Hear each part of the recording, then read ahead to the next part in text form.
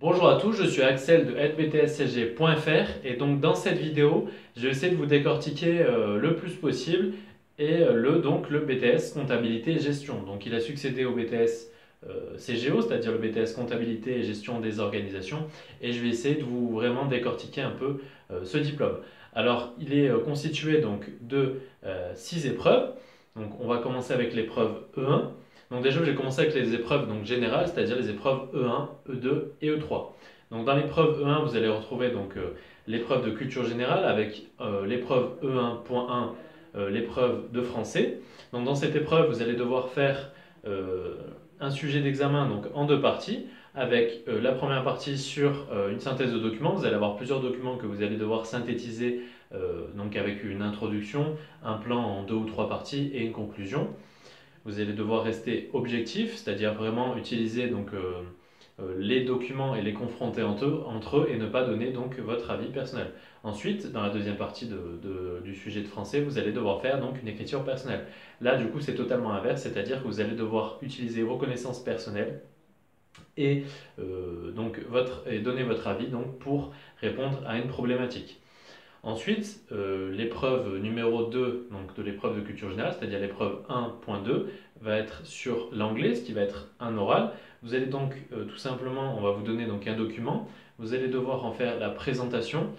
Voilà, c'est plutôt simple. Donc durant vos cours, donc, vous allez voir plusieurs sujets d'anglais, vous allez retravailler votre anglais, voir des sujets en économie en anglais notamment, puisqu'il y a de fortes chances que votre oral d'anglais porte sur un aspect économique. Donc vous allez devoir mixer l'économie et l'anglais dans un oral. Donc tout simplement, hein, c'est la même chose, vous allez devoir faire une petite introduction en anglais avec donc, un petit développement et une petite conclusion, et après vous allez avoir des questions de l'examinateur et vous allez débattre avec lui. Ensuite, au niveau de l'épreuve E3, elle regroupe donc le management et l'éco et le droit. Donc le management, c'est tout simple, vous allez avoir en fait donc, des cours très scolaires au niveau du management, puisque c'est énormément de par cœur. Donc après, au niveau du sujet d'examen, c'est 4 ou 5 questions qui vont devoir répondre à un cas. Vous avez un cas pratique avec par exemple 4 ou 5 questions. Et du coup, chaque question va porter sur le cas, c'est-à-dire vous devrez mettre votre cours appliqué au cas et après en faire une déduction suivant le cours que vous aurez mis. Ensuite, l'épreuve d'économie, donc ça va être tout simplement des questions d'économie avec une petite synthèse. L'épreuve de droit, donc vous allez vous introduire un peu au niveau du droit, puisque généralement si vous venez d'un bac général, vous n'aurez jamais vu de droit. Du coup, là, vous allez vraiment commencer à comprendre la méthodologie des études de cas pratiques et la méthodologie du droit, comment répondre à une problématique. Donc voilà à ce niveau-là. Donc moi déjà pour vous aider, donc j'ai d'ailleurs l'épreuve E2 qui va être ciblée sur les mathématiques. Donc tout simplement, hein, ça va être beaucoup de revues de bac général. Si vous venez d'un bac ES ou d'un bac S, vous allez y arriver sans trop de difficultés puisqu'il y a énormément de revenus. Ça va être des études de fonctions, les suites, les probabilités, les statistiques. Donc voilà, rien de bien difficile. Donc moi, pour vous aider dans ces trois épreuves-là, c'est-à-dire l'épreuve E1, E2 et E3, donc il faut savoir que ça regroupe presque un tiers des coefficients et des points à l'examen au niveau du BTS comptabilité. Donc un tiers des points, c'est pas du tout négligeable, surtout que ces points sont très faciles à obtenir. Donc qu'est-ce que je vous ai fait pour vous aider? Dans l'épreuve pour l'épreuve E1, je vous ai mis en fait tout simplement à la méthodologie pour bien répondre à votre examen, avec donc une partie sur comment structurer votre réponse, comment structurer votre synthèse de documents, donc avec comment faire l'introduction, comment faire vos parties et synthétiser le contenu, mettre vos idées avec un tableau de confrontation, faire la conclusion. Pareil pour l'écriture personnelle. Au niveau des maths, je vous ai mis toutes les formules avec des petites études de cas, des études de fonctions, etc. Comme ça, vous avez tout simplement à avoir votre fiche à côté puis pouvoir retravailler les sujets de mathématiques à l'examen sans perdre trop de temps. Et au moins, vous avez toutes les mêmes données sur un seul et même support. Ensuite, au niveau de l'épreuve 3, c'est-à-dire management et co-droit, je vous ai fait à chaque fois pour les trois matières, donc en fait, une partie cours et une dernière fiche avec une fiche méthodologie de réponse à l'examen. Comment structurer votre réponse à l'examen pour maximiser vos points. Comme ça, au moins, vous avez tout simplement à prendre ces fiches par cœur. C'est notamment, ça peut être bien pour les derniers jours avant l'examen, puisqu'il y a beaucoup d'étudiants qui font pas forcément de fiches de révision.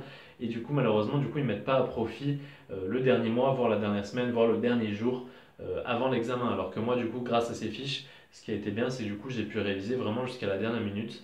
Et en fait, je me suis rendu compte que à chaque fois que je passais, donc ça a été le cas aussi pour le DCG, vraiment en fait ce sont la dernière semaine et les derniers jours qui sont les plus importants. Mais ces jours-là, vous pouvez les mettre à profit uniquement si vous avez fait des fiches. Parce que si vous n'avez pas de fiches, ça va être impossible de réviser tout un programme de BTS sur 2 ans. Vous n'allez pas savoir où chercher les informations, vous allez perdre du temps et vous allez lire beaucoup trop de choses. Alors que là, du coup, il faut vraiment lire peu de choses et vraiment les intégrer, les relire pour les apprendre par cœur, vous les remémorer. Et comme ça, vous arrivez à l'examen, le cours est bien frais dans votre tête et du coup, ça va être bien plus facile. Surtout que du coup, dans l'épreuve de management éco-droit, il y a beaucoup de cours à apprendre et du coup, c'est beaucoup de par cœur. Donc déjà, si vous ne maîtrisez pas le cours, vous allez perdre énormément de points. Comme ça, en plus, avec la fiche méthodologie, vous allez vraiment pouvoir maximiser vos points. Ensuite, euh, donc dans le BTS-CG, il y a l'épreuve E4. Donc l'épreuve E4, elle est en deux parties. Donc dans la partie 1, vous allez avoir un écrit sur l'étude de cas, donc c'est-à-dire tout ce qui va regrouper donc, la fiscalité, le social, un peu de finance, la comptabilité surtout. Donc voilà, vous allez avoir un sujet qui va regrouper un peu toutes ces matières-là. Donc ce sont un peu des composantes en fait de l'épreuve 4. Donc je répète, donc comptabilité, fiscalité, sociale, voilà un peu de finance. Donc voilà, ensuite dans l'épreuve numéro 2, dans la deuxième partie en fait de l'épreuve E4, là ça va être sur un oral, donc qui va être sur des situations professionnelles. Vous devez présenter donc 3 situations professionnelles euh, dans cette épreuve E4 à l'oral. Donc vous devez impérativement utiliser un PGI, c'est-à-dire un logiciel de gestion intégré, a priori, au niveau de cette épreuve. Donc tout simplement, vous allez réaliser des situations professionnelles, comme par exemple une situation sur... vous allez vous spécialiser dans une situation professionnelle, essayer de résoudre un problème que vous avez vu au cours de votre stage en entreprise, ou alors tout simplement vous allez faire une étude d'un sujet que l'un de vos professeurs vous aura donné, vous aurez trouvé vous-même, ou alors vous allez bâtir une situation professionnelle de A à Z vous-même. Mais le but, ça va vraiment être de vous cibler sur une partie précise de la fiscalité ou alors une partie précise de la comptabilité, voilà, à ce niveau-là.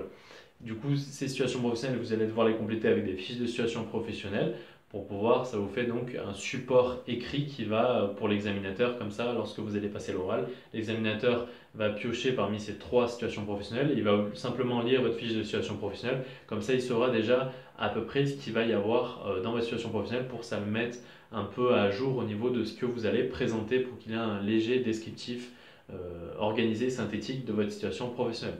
Ensuite, au niveau de l'épreuve 5. Donc il faut savoir qu'avant dans le BTS-CGO c'était uniquement un écrit et donc maintenant donc l'épreuve 5 c'est déjà la gestion, donc tout ce qui est gestion c'est-à-dire euh, la méthode des centres d'analyse, les coûts préétablis, l'analyse marginale, voilà donc vous allez vraiment cibler sur, ça va être beaucoup de chiffres, des analyses, des études de coûts principalement. Donc voilà, vous allez voir c'est plutôt sympa la gestion. Mais il faut savoir que du coup, comme ici c'est le même principe que pour l'épreuve 4, partie 2, c'est-à-dire que vous allez devoir présenter 3 situations professionnelles. Donc il faut savoir que chaque situation professionnelle, si vous la faites porter sur un seul chapitre, et ce qui risque d'arriver du coup parce que vous n'allez pas faire une situation professionnelle qui va regrouper non plus l'ensemble de la gestion, vous allez vous focaliser sur un chapitre par exemple dans chaque situation professionnelle, mais moi je vous conseille vraiment malgré tout, de travailler intégralement votre épreuve E5, puisque si vous, notamment après vous allez en DCG, vous allez vous servir d'un moment de la gestion, et même en entreprise, la gestion c'est plutôt important, et je pense que c'est vraiment une matière à pas négliger, donc du coup, essayez vraiment de voir tous les chapitres à fond, même si pour votre épreuve, vous n'êtes pas obligé forcément de maîtriser tout le référentiel de l'épreuve 5. Donc c'est le même principe, du coup 3 situations professionnelles avec 3 fiches de situation professionnelle. L'examinateur va tirer une situation professionnelle parmi ces 3 et vous allez passer dessus sur poste informatique. Donc moi pour vous aider dans l'épreuve E5, ce que j'ai fait c'est que je mets à votre disposition donc 3 situations professionnelles avec 3 exemples de fiches de situation professionnelle et aussi donc une petite synthèse du cours que j'ai utilisé sur chaque situation professionnelle, des conseils, un petit audio avec mes conseils personnels pour réussir votre épreuve orale et aussi donc une présentation orale de chaque situation professionnelle.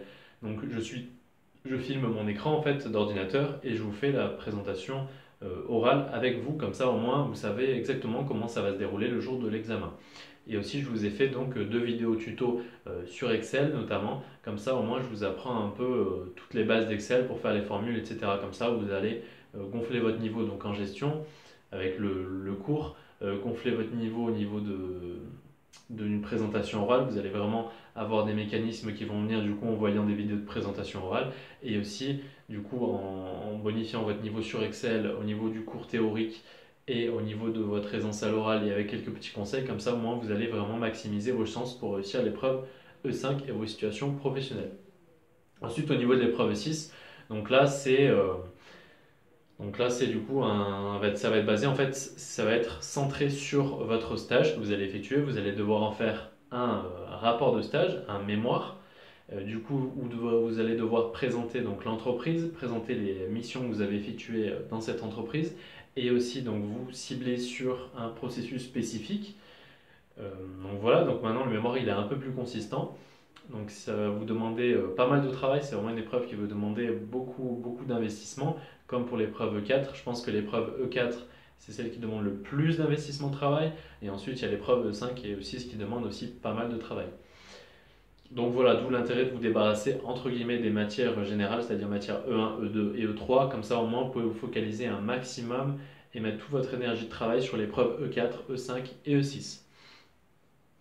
Donc voilà, en tout cas j'espère vous avoir à peu près expliqué donc, ce qu'était le BTS comptabilité gestion. Donc moi je vous conseille en tout cas de le faire en initial si par la suite vous voulez continuer vos études parce que du coup en alternance ça va être bien mais vous n'aurez pas du coup un super gros niveau puisque du coup vous aurez moins le temps de travailler vos cours. Donc bien sûr c'est possible de le réaliser en alternance et vous allez sûrement le réussir aussi mais vous allez avoir un niveau théorique moins poussé que ceux qui vont être en initial et qui vont se donner la peine d'aller vraiment travailler énormément. Vous avez 2 ans pour passer ce diplôme, vous avez largement le temps, croyez-moi, parce que par exemple, moi, mes fiches de révision qui portent sur les épreuves E1, E2, E3, elles font seulement 70 fiches. Ça regroupe les 2 années de formation. Donc, je veux dire, en 2 ans, vous avez largement le temps d'apprendre 70 fiches et après de faire donc vos 6 situations professionnelles, de réviser votre comptabilité, fiscalité, sociale et aussi de faire votre rapport de stage et votre présentation du rapport de stage. Donc vraiment essayer de le bosser un maximum, surtout les épreuves E4, E5 et E6. Comme ça, vous allez vraiment maximiser votre niveau et au moins après, le reste de vos études sera bien plus simple. Donc voilà, donc si vous voulez télécharger donc, les 10 premières fiches de révision, c'est-à-dire les 10 fiches de management, ainsi que la première situation professionnelle, vous avez simplement à cliquer dans la description. D'ailleurs, vous pouvez simplement cliquer ici pour voir une petite partie de la présentation orale de l'une de mes situations professionnelles. Comme ça, vous voyez un peu à quoi ça ressemble. Et après, si vous voulez, vous avez simplement à télécharger l'intégralité donc, des fiches de révision et l'intégralité donc, des situations professionnelles. Donc avec les 3 situations professionnelles, les 3 fiches, la partie cours et donc la partie présentation à l'oral de chaque situation professionnelle et la partie donc tutoriel.